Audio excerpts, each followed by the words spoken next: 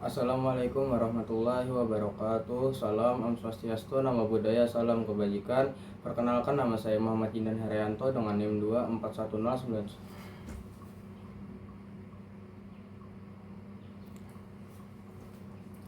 Assalamualaikum warahmatullahi wabarakatuh. Salam Om Swastiastu, Namo Buddhaya, salam kebajikan. Perkenalkan, nama saya Muhammad Jindan Herianto dengan NIM 2410912310006 dari kelompok 11 Argopuro. Saya berasal dari Prodi Kesehatan Masyarakat, Fakultas Kedokteran dan Ilmu Kesehatan Lambung Mangkurat. Jadi pada kesempatan kali ini saya akan mempresentasikan cerita pendek yang bertema kedisiplinan dengan judul Disiplin dalam Pelayanan. Disiplin dalam pelayanan. Di tengah rutinitas sibuk Fakultas Kedokteran dan Ilmu Kesehatan, sekelompok mahasiswa terlihat berlarian menuju ruang kuliah. Di antara mereka ada Rina yang tertinggal sedikit di belakang. Napasnya terengah-engah saat berusaha mengejar teman-temannya yang lebih dulu sampai di depannya. Dito, salah satu teman sekelasnya, berteriak, "Rina, cepat, kita hampir terlambat." Rina berusaha menenangkan diri meskipun dadanya berdebar. "Maaf, aku terjebak macet di jalan," jawabnya sambil terus berlari. Ia merasa bersalah, sadar bahwa ketepatan waktu adalah salah satu prinsip penting dalam profesi medis. Saat mereka akhirnya sampai di ruang kuliah, Dr. Arif, dosen mereka, sudah bersiap memulai pelajaran dengan wajah serius dan kacamata yang bertengkar di ujung hidungnya dengan rumus dan diagram medis. Kelas terasa tegang, mereka buru-buru meminta maaf. "Maaf Pak, kami terlambat." Dr. Arif memandangi mereka sejenak lalu mengangguk. "Silakan duduk," katanya dengan nada tenang. "Namun ingat, keterlambatan bukan hanya soal menghormati waktu saja.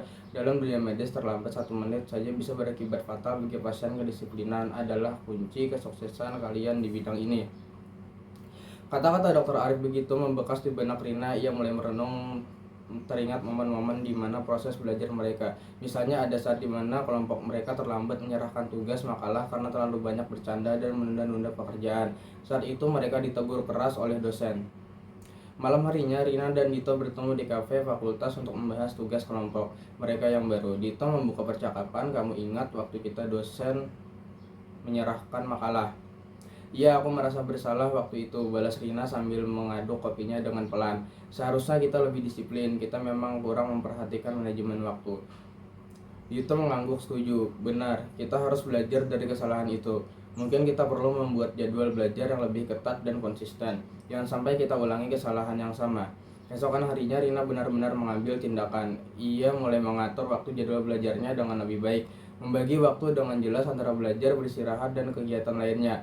Ia juga memastikan dirinya tepat waktu. Dalam setiap kedisiplinan bukan hanya sekedar aturan yang harus diikuti, tetapi sebuah pola hidup yang akan membantunya sukses di masa depan. Saat ujian tengah semester tiba, Rina merasa jauh lebih siap dibandingkan sebelumnya. Ia duduk di ruang ujian menatap lembar soal dengan tenang. Ketika melihat jam dinding, ia kembali teringat nasihat Dr. Arif tentang pentingnya kedisiplinan, bahwa kehidupan medis, merasa bahwa kedisiplinan yang ia tanamkan telah membuahkan hasil. Setelah ujian selesai, Rina dan teman-temannya berkumpul di kantin fakultas untuk membahas hasil ujian. Rina tersenyum penuh percaya diri. "Aku merasa kali ini lebih disiplin, belajarnya teratur, hasilnya pun jauh jadi lebih baik." Dito setuju sambil tersenyum. Ia memegang, terasa perbedaannya kita lebih bagus, tapi juga bikin kita lebih siap menghadapi tantangan ke depan. Sering berjalannya waktu, Rina mulai melihat perubahan besar dalam dirinya dan teman-temannya. Mereka menjadi lebih teratur, lebih siap menghadapi setiap pelajaran, dan lebih berfokus pada tujuan jangka panjang mereka, menjadi dokter yang handal dan bertanggung jawab. Beberapa minggu kemudian, fakultas mereka mengadakan kegiatan pengabdian di masyarakat, sebuah puskesmas. Rina dan Dito, "Ini kesempatan bagus buat kita menerapkan semua yang sudah kita pelajari," ujar Rina sambil mempersiapkan peralatan medis yang akan dibawa. Ketika mereka tiba di puskesmas, mereka disambut hangat oleh tenaga medis setempat yang sudah siap menerima bantuan. Dr. Arif juga hadir untuk memantau jalannya acara. "Sebelum acara dimulai, ingat, kedisiplinan adalah bekerja di lapangan sama pentingnya dengan saat kalian belajar di kelas. Disinilah kalian akan melihat langsung dampak dari disiplin yang kalian terapkan." Saat kegiatan berlangsung, Rina dan Dito melihat langsung bagaimana petugas kesehatan bekerja dengan setiap pasien diperiksa dengan hati-hati, obat diberikan sesuai prosedur. Mereka kagum dengan profesionalisme dan kedisiplinan yang diunjukkan oleh petugas puskesmas. "Lihat betapa teraturnya mereka bekerja," kata Dito sambil mengamati salah satu perawat yang sedang memeriksa pasien. "Ya, inilah yang ingin kita capai sebagai dokter di masa depan," jawab Rina dengan penuh rasa kagum. Di akhir acara, mereka berkesempatan berbincang dengan salah satu dokter di puskesmas. Gito dengan penasaran bertanya, "Dok, bagaimana caranya menjaga disiplin dalam pekerjaan sehari-hari?" Dokter itu tersenyum dan menjawab, "Disiplin itu bukan hanya soal tepat waktu, ini juga tentang tanggung jawab. Setiap tindakan yang kita lakukan pada berdampak langsung pada nyawa seseorang. Itulah mengapa disiplin sangat penting."